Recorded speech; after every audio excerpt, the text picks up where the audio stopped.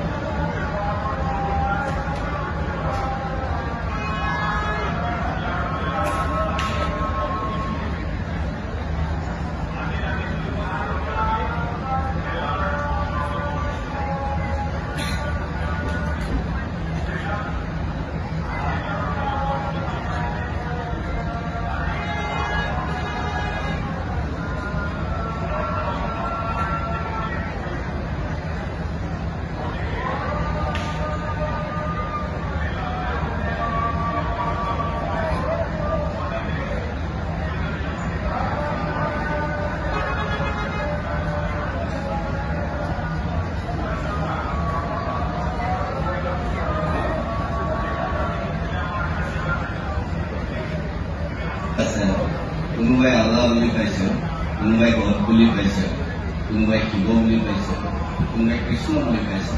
সকলো সত্তা যেতিয়া আমি কৈছোঁ যে ঈশ্বৰ সৰ্বশক্তিমান, ঈশ্বৰ সৰ্বব্যাপী, তেতিয়াহ'লে মোৰ ঈশ্বৰজন আপোনাৰ ঈশ্বৰজন একেজন ঈশ্বৰ, হয়তো দেখাত বুজাত অবাত আমাৰ পাৰ্থক্য আছে কাৰণেই, মানুহ মাত্ৰে আমাৰ ভুল হয় কাৰণেই আমি ক'ৰবাত ঈশ্বৰৰ লগত যুদ্ধ কৰিব খোজোঁ। আচলতে যুদ্ধ আমাৰ ঈশ্বৰৰ লগত নাই। যুদ্ধবোৰ হয়তো ক'ৰবাত আমাৰ কেতিয়াবা নিজৰ ভাৱ ধাৰণাবোৰৰ মাজতে আছে।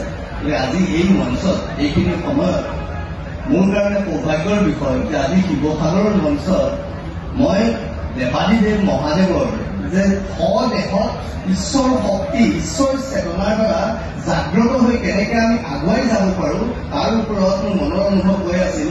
আৰু সেই সময়তে এই শিৱসাগৰৰ শিৱদৌলৰ কাষতে থকা মছজিদত আল্লাহৰ গুণানুকীৰ্তন হৈছে। ইয়াতকে আৰু সুন্দৰ পৰিৱেশ মোৰ কাৰণে কিবা হ'ব বুলি ভবা নাই। এয়াই ঈশ্বৰ, এয়াই সত্য, এয়াই সনাতন, এয়াই শুদ্ধ। গতিকে আজিৰ পৰা আমি ভাবোঁ সকলোৱে নিজৰ নিজৰ বিশ্বাসত, যদি মোৰ বিশ্বাসত যদি ভগৱান আছে বুলি মই ভাবিছোঁ, তেনেহ'লে আনৰ বিশ্বাসতো ভগৱান থাকিব পাৰিব। কাৰণ বিশ্বাস বোলাটো কথাটোৱেই আচলতে অন্ধ। কোনোবাই কয় অন্ধবিশ্বাস, বিশ্বাস বোলা বস্তুটোৱে অন্ধ, যাৰ কোনো ৰূপ নাথাকে, যাৰ কোনো স্বৰূপ নাথাকে, যাৰ একো নাথাকে, তাক কেৱল অনুভৱ কৰিব পাৰি। আৰু সেই বিশ্বাস এই পৃথিৱীত জীয়াই থকা প্ৰত্যেকজনে যি ধৰণে কৰিছে তেওঁলোকে পাইছে। আৰু সেই সনাতন চিন্তা, সেই শাশ্বত চিন্তা, সেয়াই শিৱতত্ত্ব। শিৱতত্ত্বত আমি সকলো এইখিনি কথা ক'লো। এইখিনি কথা কোৱাৰ বাবে মই ক'বলৈ মোক সুবিধাকণ দিয়াৰ বাবে মই সমূহ কাৰ্যকৰ্তাৰ লগতে আৰু পুনৰবাৰ মই বসন্ত গগৈ ডাঙৰীয়াক আন্তৰিক ধন্যবাদ জ্ঞাপন কৰিছোঁ। আৰু সভাপতি মহোদয়, উপায়ুক্ত মহোদয়, আয়োজক ডাঙৰীয়াক ধন্যবাদ জ্ঞাপন কৰি সকলোকে মঞ্চ